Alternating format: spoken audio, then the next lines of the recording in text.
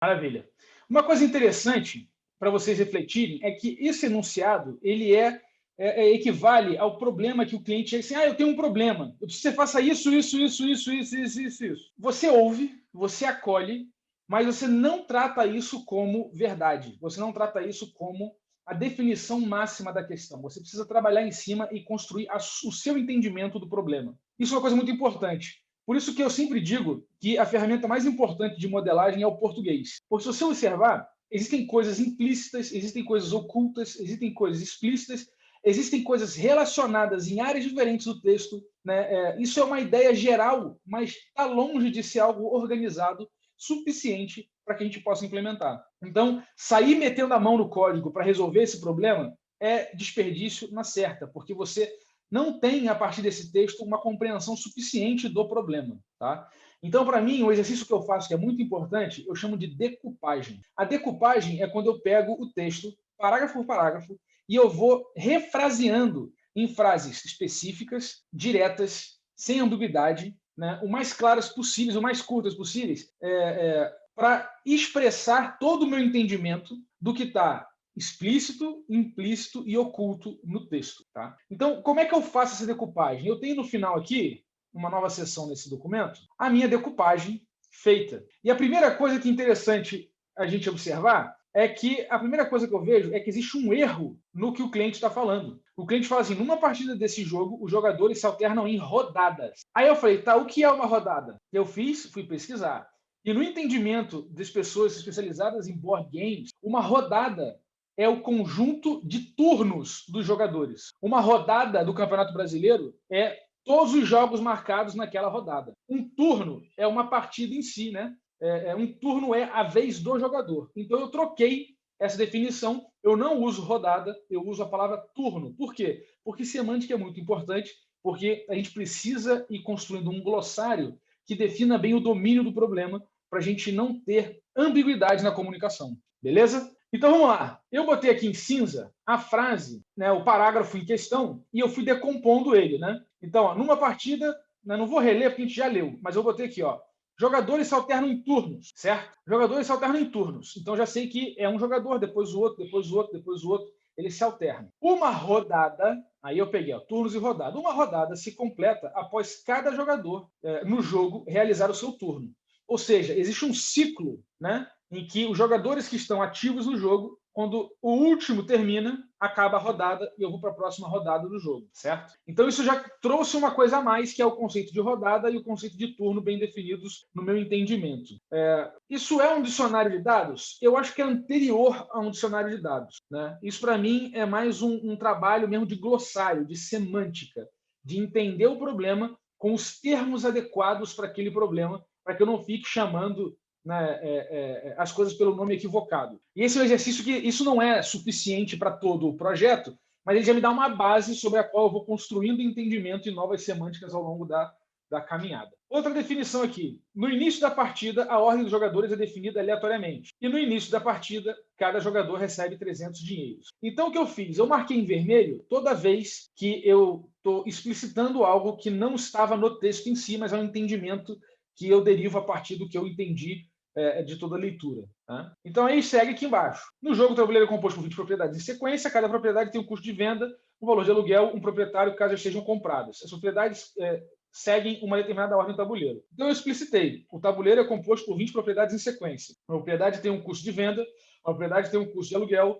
No início do jogo, as propriedades não têm proprietários. Então, quer dizer, eu estou definindo, quebrando, às vezes, o que tem uma frase só, quebrando, porque isso é quase como se fosse criando uma espécie de um checklist para saber, vem cá, o sistema tem isso, tem isso, tem isso, tem isso. Quando ele tiver tudo, acabou o problema. Tá? Essa que é a grande visão.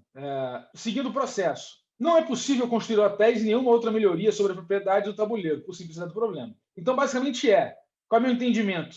Isso aqui é até em vermelho, né? Quando um jogador para sobre a sua propriedade, ele passa a vez. Porque se não pode construir nada, se eu não posso fazer nada, né? Porque o problema é simplificado, quando eu caio na minha propriedade, eu não posso fazer nada, eu passo a vez, simplesmente. Né? Então esse é um entendimento que estava oculto aqui no nosso processo. No começo da sua vez, o jogador joga um dado aqui provável de 6 faces. O dado que vai determinar quantos espaços no tabuleiro o jogador vai andar. Então, no seu turno, o jogador joga um dado equivalente de 6 faces. No seu turno, o jogador anda. Veja que eu estou falando no seu turno, porque eu estou contextualizando no momento do sistema, a localidade do código, né, a localidade do problema onde algo acontece. Então, eu vou vendo que acumula-se atividades no turno. E isso vai me dando um sentimento de que o turno ele tende a ser algo que eu vou falar mais na frente para você. Mas isso já é um cheiro que vai dando assim no problema, tá? Eu tenho esse cara aqui que ele está coordenando as coisas, né? Ele está controlando, controller, está controlando os troços, né? Eu tenho alguma coisa nessa linha. No seu turno, o jogador anda o número de casas sorteado pelo dado, tá? Veja que eu não estou preocupado ainda com a modelagem da solução. Eu estou preocupado com o entendimento do problema. Então, a forma de frasear, apesar de eu estar dizendo assim que o jogador anda o número de casas, não quer dizer que no sistema o jogador vai ter um método ande ou mova. Né? Não implica isso. Tá? É uma etapa anterior de decupagem do problema para que a gente tenha mais clareza sobre o problema e as relações entre as partes do problema. Aí vem aqui, ó, a movimentação do jogador é sempre cíclica no sentido da primeira para a última propriedade, considerando a última vizinha da primeira. Isso aqui está implícito, porque são 20 casas. Na hora que ele chega na 20ª, se ele andar mais um, ele volta para onde? Para a primeira. Então, esse é o entendimento que eu preciso colocar ali para dar clareza em como é que a coisa funciona. Ele não se teletransporta, ele não faz nada. É um ciclo, basicamente. Ao cair em uma propriedade sem proprietário, o jogador pode escolher entre comprar ou não a propriedade. Essa é a única forma pela qual uma propriedade pode ser comprada. Então, no seu turno, ao parar sobre uma propriedade sem proprietário, o jogador tem a opção de comprá-la. Então, é a opção de comprá-la. Ao cair em uma propriedade que tem proprietário, ele deve pagar ao proprietário o valor do aluguel da propriedade. Então, no seu turno, ao parar sobre uma propriedade que tem proprietário, o jogador deve pagar ao proprietário o valor do aluguel da propriedade. Então, aqui, claramente, eu vejo que tem uma relação entre jogadores. O jogador tem uma relação com ele próprio, na verdade, com outro cara, né? Do seu próprio tipo. Intermediada por quem? Pela propriedade. Então, já começa a ver que existe propriedade com proprietário, um jogador que vai... Então, tem uma relação aí, tem um triângulo amoroso desses caras aí, que isso é algo que a gente vai ter que resolver de como que vai se dar essa relação. Aqui embaixo, um jogador proprietário de um imóvel recebe o valor do aluguel de outro jogador que para no seu imóvel. Então, o que eu fiz aqui? Eu tenho a frase num sentido e eu explicitei a frase em outro sentido para mostrar que tem de fato essa relação, né? Porque é o ponto de vista que o problema é analisado. Senão, eu acabo usando o viés de o jogador da vez, o que ele está fazendo, e isso faz com que eu tenha uma tendência a modelar o sistema de uma forma específica. E essa é uma coisa muito natural. A forma como a gente entende, a forma como a gente expressa um problema, tende a influenciar a forma como a gente vai abordar a solução do problema. E como eu quero garantir que eu encare o problema de uma forma mais aberta, eu faço as coisas, né, nos dois sentidos, para que eu seja lembrado de que não é somente uma relação, ela vai e volta. Beleza. Tem aqui embaixo, ó. Ao completar uma volta no tabuleiro, o jogador ganha 100 de saldo. Então, eu boto aqui, no seu turno, quando o jogador se move no tabuleiro e completa uma volta, ele recebe 100 dinheiros. Então, veja que esse entendimento ele está explicitando um pouco mais o que acontece. Porque ao completar uma volta no tabuleiro, tá quando? É quando ele se move? É quando termina o turno? É quando começa o turno? É na próxima rodada? Quando que é?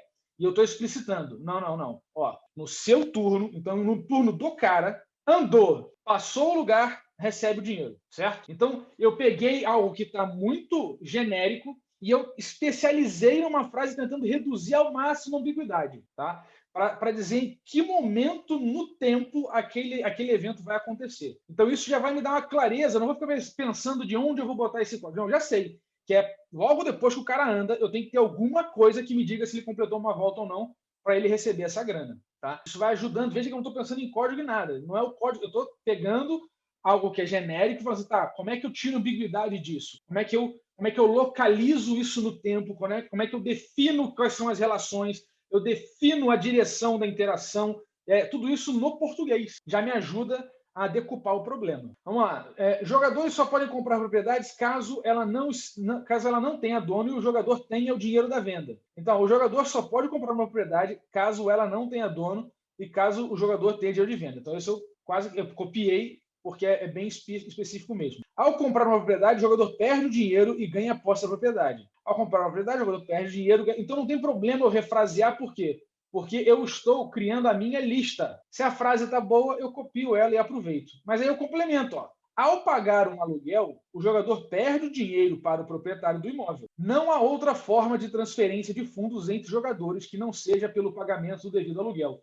Ou seja, não há nenhuma forma diferente onde dinheiro vai de um jogador para o outro. É somente no pagamento do aluguel. Então, dessa maneira, eu estou restringindo o processo de pagamento entre jogadores localizado ali na transação do aluguel. Então, isso localiza um pouco mais o código também. Cada um dos jogadores tem uma implementação de comportamento diferente, que dita as ações que eles vão tomar ao longo do jogo. Mais detalhes sobre o comportamento serão explicados mais à frente. Um jogador tem uma estratégia de jogo.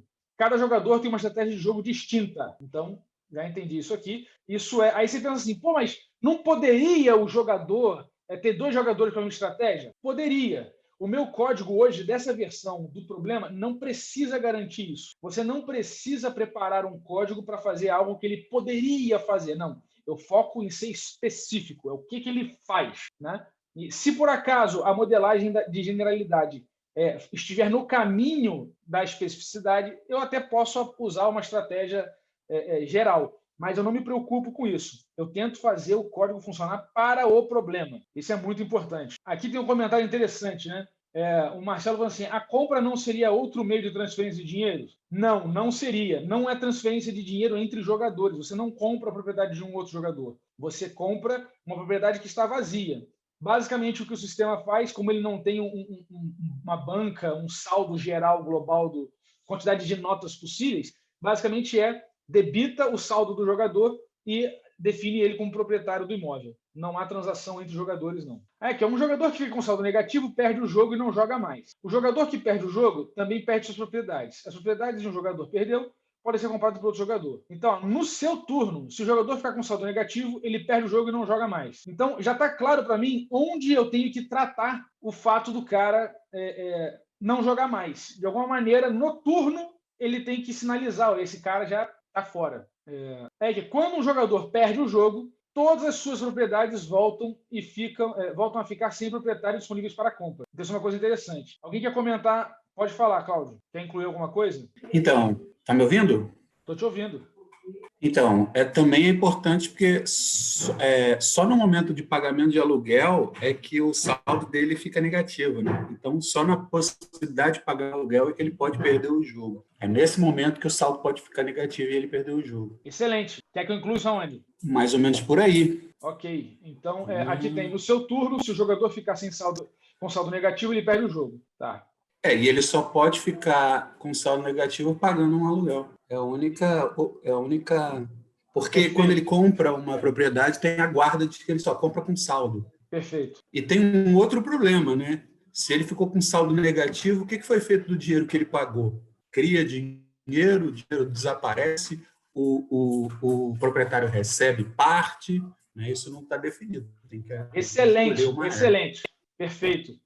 Então, vamos definir aqui arbitrariamente. No seu turno, bota o mudo aí, por favor. No seu turno, o jogador fica com saldo negativo quando não tem saldo para pagar um aluguel. Desse jeito, a única forma de tirar o cara do jogo seria pagando aluguel. Porque se eu não tenho dinheiro para comprar a casa, eu não vou comprar para mim não sair do jogo. Perfeito. Ou a gente obriga o cara a comprar. Perfeito. E a outra questão Mas assim, você que é o dono da regra, você que decide. Quer obrigar o cara a comprar ou não?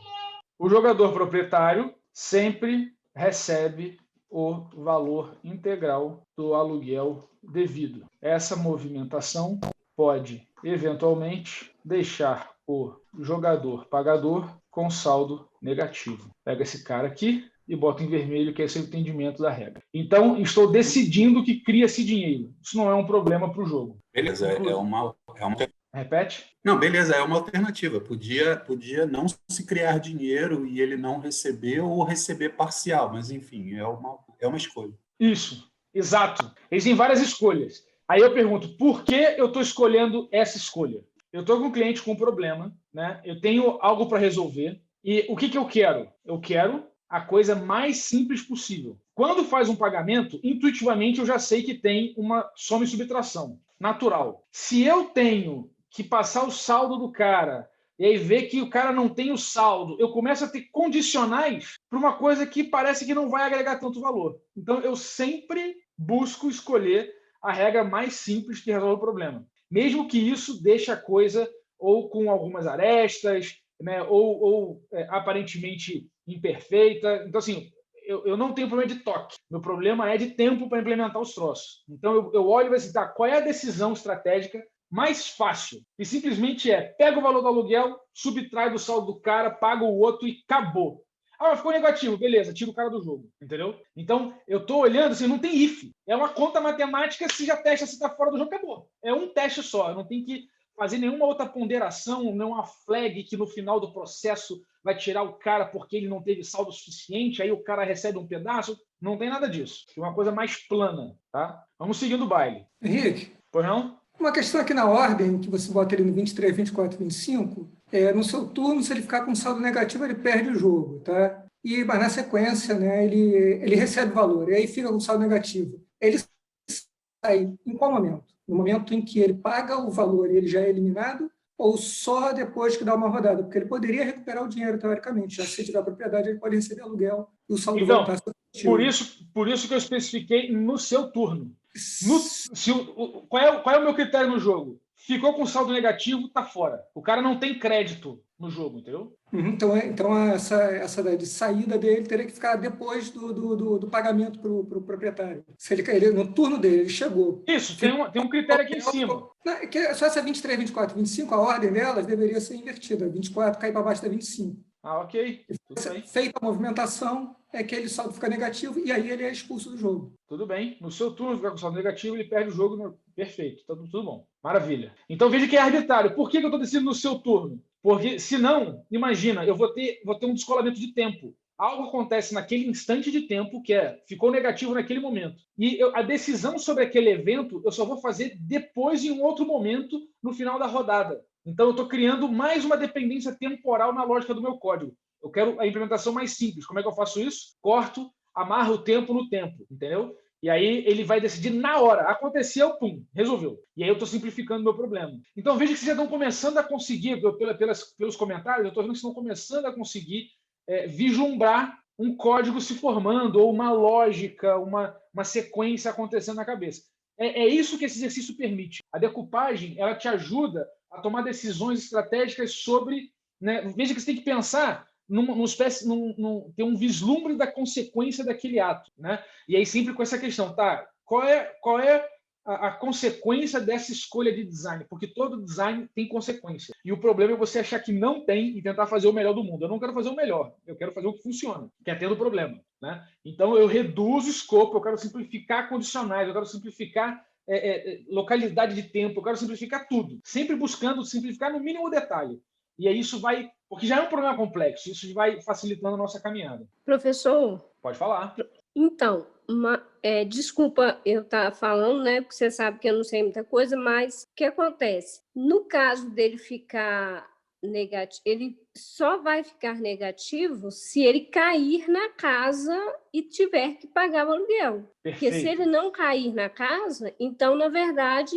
Eu entendo um pouco aqui que no 23, se ele fizer o turno e não cair em nenhum local que ele tenha que pagar aluguel, não teria motivo para ele ser banido do jogo antes do fato ocorrer, da ocorrência do fato. Perfeito. Sua observação está perfeita. O ponto é o seguinte, esse nível que a gente está olhando, ele não é um nível de código, tá? Eu não vou traduzir o que está aqui para código, não. Ele é um nível após o enunciado do problema. Ele me ajuda na compreensão do problema. Então, existe, naturalmente, interdependência entre essas questões, né? Existe essa interdependência do que acontece quando... A gente ainda não chegou nisso, a gente não está fazendo uma organização temporal. O que eu quero é pegar o enunciado e garantir que ele esteja melhor explicado para o meu entendimento, né, utilizando essa estratégia de criar frases sintéticas, sem ambiguidade. A frase não tem ambiguidade. Pode ser que a frase no jogo ela dependa de alguma outra frase, ou ela venha depois, ela venha num if,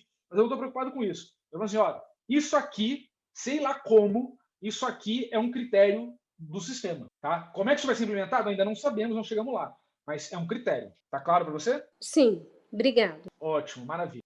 Vamos lá. Quando o jogador perde o jogo, todas as suas propriedades voltam a ficar sem proprietário disponíveis para compra, certo? O que está faltando aqui, gente? Dica. Quando é que o jogador perde o jogo? Negativo. Quando ele perde os valores monetários. Perfeito. No seu turno. No seu turno, quando o jogador perde o jogo, todas as suas propriedades voltam a ficar sem propriedade. Então, esse movimento de tirar o cara do jogo, de limpar as propriedades, isso está no turno. Olha que interessante, tá? Isso é um procedimento do turno. Vamos lá. Termina quando restar somente um jogador com saldo positivo, a qualquer momento da partida. Esse jogador é declarado vencedor. Então, quando resta apenas um jogador com saldo positivo, o jogo termina. Desejamos rodar uma simulação para decidir qual a melhor estratégia para realizarmos uma partida com 4 diferentes tipos de jogadores. Então, tem aqui o processo, né, o impulsivo. Aí eu vou explicitando, eu basicamente estou refraseando.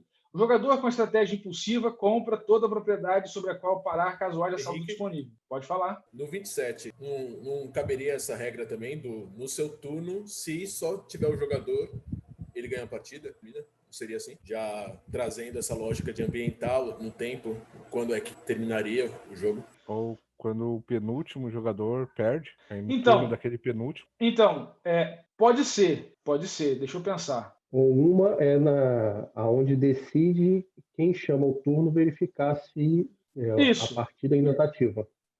Eu não sei se isso cabe na rodada ou cabe no turno. Eu não sei como é que vai ser a lógica. Porque, assim, imagina que o jogador... que os três, né, são 4 jogadores. A gente tem uma sequência aqui, né? Aí esse morreu, aí o próximo vai jogar no turno. Esse morreu, o próximo vai jogar no turno. Esse morreu, esse aqui ainda vai jogar. Tudo bem, ele não precisaria jogar? Não precisaria jogar. Mas será que isso não vai uma complicação a mais? Dado que eu para fazer a rodada, eu vou ter que consultar os jogadores em si? Não sei ainda. É uma coisa a se verificar. Acho que no final da rodada me parece útil, porque aí eu tiro... Porque a dinâmica de vitória é a dinâmica do jogo, não é a dinâmica do turno. Entende isso? Sim. Tá, então, quem termina é o jogo, não é o turno. O turno é uma coisa localizada. Enfim, se a gente não sei. colocasse essa verificação cada vez que algum jogador perde, aí se verifica que se só sobrou um, acaba o jogo. Tudo bem, só que pensa na localidade da coisa. Se quem termina é o jogo, o turno é um momento do jogo, se eu estou trazendo uma dinâmica do jogo para dentro do turno, tem uma violação de responsabilidade. Por isso que eu não tenho essa confiança ainda. Pode ser que a gente faça isso, eu não sei. A gente vai implementar. Mas como é uma coisa que é o jogo que termina, minha intuição é que o jogo tem que saber se ele terminou ou não. E não o turno tem que dizer isso pro jogo, entendeu? Então, por isso que eu comentei que o cara que chamaria o turno, né? Ele, antes de chamar, ele verifica se ainda o jogo está válido. Perfeito. Assim. Poderia ser. Tá o cara que passa pro próximo, né? Vai você que vai jogar agora. Ele pode fazer essa análise e dizer o que aconteceu. É possível. Mas a gente não sabe quem é esse cara ainda, não sabe como é que vai ser. Então, o turno, ele é um momento, ele não é um lugar, né? Eu não sei como é que ele vai ser implementado, mas eu sei que é um momento do jogo. E como é que é o jogo que termina? Então, tem algum momento no jogo que ele tem essa análise. De novo, isso aqui não é para ser transformado em código. Mas veja que debate rico e uma frasezinha simples, né? Como é que a gente consegue trabalhar? Porque qual seria o efeito, né? Vamos pensar em consequências, né? Qual seria? Imagina que a gente tem aquele cenário em que morreu um, morreu outro. Vou pegar aqui uma frase. Morreu. Só sobrou o último. Esse cara vai jogar. O que vai acontecer? O máximo vai acontecer. Ele vai jogar o dado. Ele jogaria o dado. Vai cair numa casa e vai comprar o troço. Ele não vai perder ou ganhar no impacto, entendeu? Ele não vai perder ou ganhar o jogo porque ele comprou ou não uma casa. Ele já ganhou. Então, enfim, não me parece ser algo que eu tenho que decidir agora. E eu gosto sempre disso. Isso é uma outra coisa que eu gosto de fazer. Eu busco aumentar o meu entendimento e postergar as minhas decisões. Olha que interessante. Eu busco aumentar o meu entendimento do problema, mas postergar as minhas decisões. Eu quero decidir as coisas quando for preciso decidir. Então, aqui, né, o comportamento são definidos são: o jogador impulsivo compra qualquer propriedade sobre a qual ele para. Então, tem aqui o jogador com a estratégia impulsiva. Veja que eu refraseei, tá vendo? O jogador com a estratégia impulsiva. Não é o jogador que é impulsivo, a estratégia dele é impulsiva. Porque são duas coisas. O jogador é uma coisa, a estratégia é outra. Compra toda a propriedade sobre a qual ele parar, caso haja saldo disponível. O jogador exigente compra qualquer propriedade desde que o valor do aluguel dela seja maior do que 50. O jogador com estratégia exigente compra qualquer propriedade se o valor do aluguel dela for maior do que 50. Aí o jogador cauteloso compra qualquer propriedade desde que ele tenha uma reserva de 80 saldo sobrando depois de realizada a compra. O jogador com estratégia cautelosa compra a propriedade né, saldo subtraindo o valor da compra seja maior. Olha que eu mudei, ó. Aqui não é saldo sobrando. Eu já estou pegando o jogador com a estratégia cautelosa. Compra a propriedade desde que o saldo subtraído do valor da compra seja maior ou igual a 80. Né? Então isso é muito legal. O jogador aleatório compra a propriedade que ele parar em cima com a probabilidade de 50%. O jogador com a estratégia aleatória compra a propriedade com 50% de probabilidade. Beleza. Aí aqui que interessante, ó. Caso o jogo demore muito, como é de costume em jogos dessa natureza,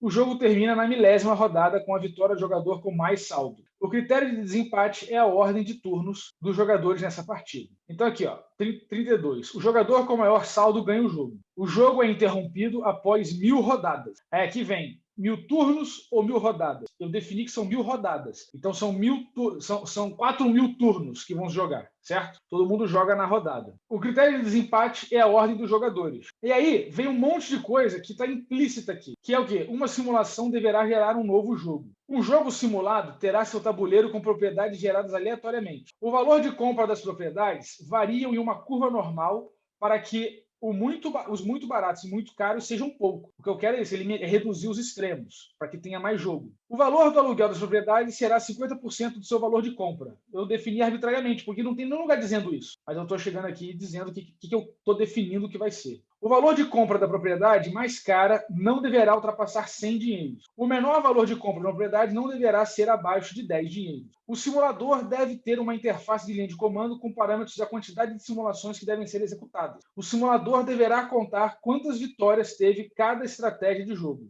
O simulador deverá reportar o resultado das simulações indicando o total de jogos simulados, quantas vitórias cada estratégia deve ter e qual o percentual dessas vitórias. Veja que em nenhum lugar o jogo está falando do simulador, mas ele fala ali marotamente, estou fazendo uma simulação. Quando o cara está fazendo uma simulação para saber qual é a melhor estratégia, ele não vai conseguir saber a melhor estratégia a partir de um jogo rodado. Ele tem que fazer, na verdade, uma simulação de Monte Carlo. Ele vai rodar um monte de jogos, ver o resultado, vai fazer os jogos se jogarem até o final, vai ver o resultado desses jogos, vai contar e dizer que estratégia ganhou mais jogos e tudo mais, e como é que foi essa distribuição, certo? Isso tudo está implícito nesse negócio. Está implícito. Então veja como é importante a gente ficar imaginando, né? Como é que eu cheguei nessas questões? Eu fui imaginando, tá, vai simular como? Vai simular um? Não, tem que simular vários. Então a gente vai trabalhando em cima disso para... Calma aí, o que está faltando? O que está faltando? Tá, mas como é que cria propriedade? Como é que cria? Eu preciso definir de alguma maneira. Qual é o meu entendimento? Né? E aí eu pensei, bom, eu poderia criar propriedade tudo igual, as propriedades iguais, e acabou. Todo mundo é 50 e 20, e pronto. Mas isso perde um pouco a dinâmica do jogo, porque eu tenho os critérios, eu preciso dar embaralhada na coisa. Então, tem um pouco de aleatoriedade, é bom. Então, eu falei, uma gaussiana vai ajudar. Então, esses entendimentos vêm de reflexão sobre o problema, de você tentar imaginar você obtendo o resultado do problema. Qual é o reporte final? Aí, imagina, pô, tem as 4 estratégias, vai ter quantos cada um ganhou e o percentual de cada um e qual que é o melhor. É o que eu imagino que aconteça. Né? Então, isso é uma coisa importante.